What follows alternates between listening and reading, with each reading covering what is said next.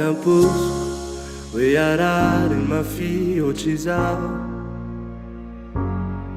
Tsy namposiko hoe sarotra ny anadino anao.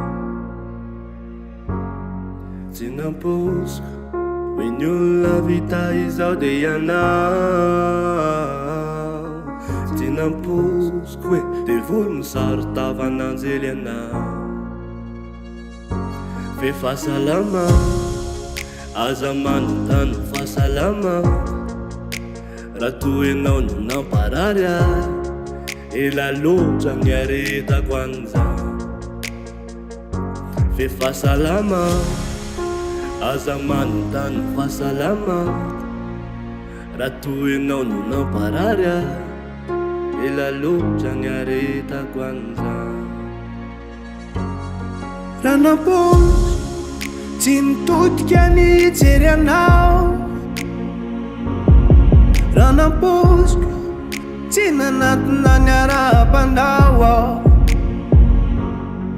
Raha namposiko tsy nitsaky rana de kely akory aza.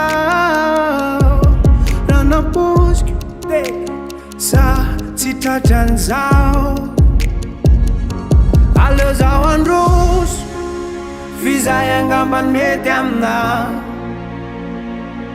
Tsy maintsy mandroso fizay no mety amina. Efa salama aza manontany fahasalamako. Raha toa ianao no namparary ahy, fa ela ny aretako an'izany. Efa salama aza manontany fahasalama.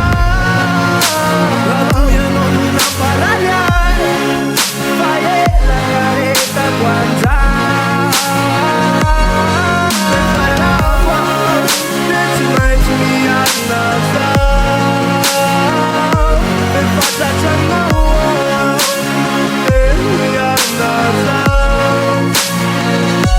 Aleo zaho androso fizay angambany mety amina.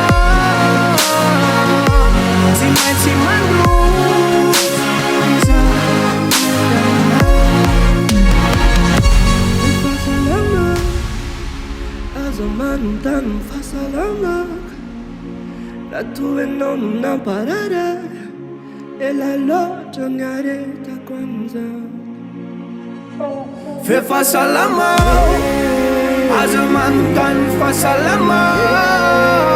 Raha toa ianao ka namparary ahy, ela loatra ny aretako an'izany.